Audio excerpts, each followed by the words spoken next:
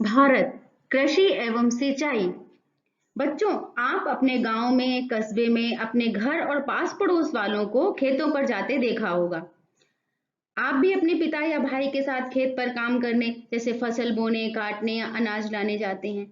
यह आपके घर या पास पड़ोस वालों का व्यवसाय है, जिसे हम कृषि कहते हैं। कृषि हमारे देश का सबसे पुराना और महत्वपूर्ण व्यवसाय है। पुराने समय से लेकर अब तक खेती के तरीकों में बहुत अंतर आया है। पहले गांव में खेत बैलों से जोते जाते थे, अब ट्रैक्टर का प्रयोग किया जाता है। अब तो कृषि के अनेक आधुनिक उपकरण प्रयोग होने लगे हैं। इससे तात्पर्य केवल खेती या फसल उत्पन्न करना ही नहीं होता। कृषि के साथ पशुपालन, मुर्गी पालन, मधुमक्खी पालन, रेशम कीट पालन, मछली पालन, झींगा मछली पालन और बागवानी भी आता है। फसलें वे पौधे हैं जिन्हें मनुष्य ने अपनी उपयोगिता के लिए चुना, और पशुपालन के अंतर्गत वे पशु और पक्षी आते हैं जो मनुष्य अपने उपयोग के लिए पालता है। इस प्रकार इन्हें भी कृषि के अंतर्गत रखा गया है। कृषि की कुछ कठिनाइयां और समस्याएं भी हैं। आप अपने घर में अपने पिताजी या गांव के आसपास के जो लोग कृषि का काम करते हैं, उनसे जान सकते हैं कि उन्हें अपने काम में किन-किन कठिनाइयों का सामना करना पड़ता है। आपको पता चलेगा कि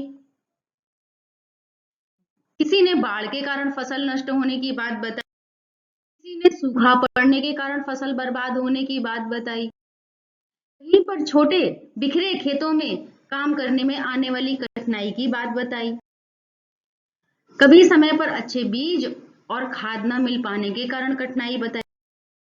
किसानों को अपने व्यवसाय कृषि से संबंधित कठिनाइयों से निपटने के लिए सरकार ने कई व्यवस्था की है। जैसे किसानों की पैदावार उचित दर पर बिके, इसके लिए सभी अनाजों और फसलों की खरीद की न्यूनतम दर निश्चित की है। फसल खरीदने बेचने के लिए मंडियों की व्यवस्था की है। किसानों को गांव से मंडियों या बाजारों तक आने जाने के लिए छोटे बड़े मार्गों को बनाया है। किसानों की खाद्यान्न फसलों को लंबे समय तक सुरक्षित रखने के लिए गोदाम और शीत घरों को बनवाया है।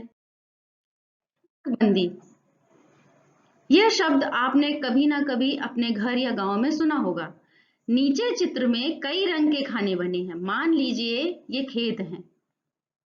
एक ही रंग के इधर उधर बिखरे खेत एक व्यक्ति के खेत हैं। इस प्रकार 4 व्यक्तियों के खेत इधर उधर बिखरे हैं। छोटे छोटे और बिखरे खेतों में सही ढंग से खेती नहीं की जा सकती, साथ ही लागत भी ज्यादा लगती है। अब नीचे चित्र को देखिए। इसमें एक ही रंग के खेतों को एक साथ कर दिया गया है, यानी एक व्यक्ति का खेत अब बड़ा हो गया। इस प्रकार इन चारों किसानों को फसल बोने, जोतने, काटने आदि के कार्यों में आसानी होगी।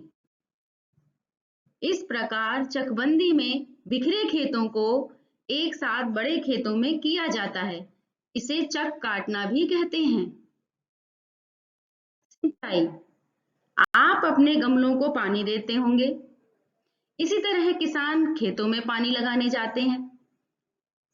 इस प्रकार खेती करने में वर्षा जल के अलावा अलग से पानी देने की आवश्यकता होती है। इसे ही सिंचाई करना कहते हैं। कृषि के लिए सिंचाई बहुत आवश्यक है, क्योंकि भारत में वर्षा की मात्रा और समय दोनों ही अनिश्चित व असमान है। साल में अच्छी फसल और एक से अधिक फसल उगाने के लिए सिंचाई की आवश्यकता होती है। सिंचाई के साधन, हमारे देश में कुआं और तालाब सिंचाई के प्राचीन साधन हैं। आजकल अधिक मात्रा में पानी प्राप्त करने के लिए ट्यूबवेल या नलकूप और नहरें निकाली गई हैं। उत्तर भारत में नहरों द्वारा सिंचाई अधिक होती है। सिंचाई की नवीन पद्धतियां, आजकल सिंचाई की नवीन पद्धति ड्रिप सिंचाई और स्प्रिंकलर या छिड़काव सिंचाई प्रचलित हो रही हैं। सामान्यतया बागानी फसलों जैसे फल, फूल, शाक भाजी आदि की सिंचाई टपक पद्धति द्वारा की जाती है, जबकि खाद्यान्न जैसे गेहूं, मटर इत्यादि फसलों की सिंचाई स्प्रिंकलर पद्धति द्वारा की जाती है। दोनों ही पद्धतियां भारत के मध्य पश्चिम के सूखा प्रभावित क्षेत्रों में अधिक प्रयोग होती हैं। इस पद्धतियों से सिंचाई में पानी कम खर्च होता है और फसल अच्छी होती है। जल संचयन। बच्चों, संचयन का अर्थ होता है एकत्र या इकट्ठा करना। जल संचयन जल को इकट्ठा करने के अर्थ में है। भारत में भूजल स्तर लगातार नीचे जा रहा है। यदि हमने आज वर्षा जल और भूमि जल बचाने के प्रयास ना किए तो आने वाले समय में बहुत भयावह स्थिति होगी। आइए जल संचयन के कुछ उपायों के बारे में चर्चा करें। वृक्षारोपण। तेज वर्षा या बाढ़ के समय भूमि की ऊपरी परत का कटान हो जाता है। ऐसे में वृक्ष बहुत सहायक होते हैं। ये जल के तेज बहाव को रोकते हैं और सोखते हैं। वर्षा जल संचयन। वर्षा का पानी इधर उधर बर्बाद न हो, इसके लिए रेन वाटर हार्वेस्टिंग यानी वर्षा जल का संचयन किया जाता है। इसमें घरों की छत का पानी पाइपों की सहायता से जमीन में एक टैंक में एकत्र किया जाता है, जो भविष्य में काम आता है। वर्षा जल का तालाबों में संचयन। खेतों में सिंचाई के लिए वर्षा जल का उपयोग हो सके, इसके लिए खेतों के आसपास ही छोटे गड्ढे या तालाबों का निर्माण किया जाता है, जो बाद में सिंचाई के काम आता है। यह तरीका भूजल स्तर को ऊंचा करने के लिए भी कारगर है।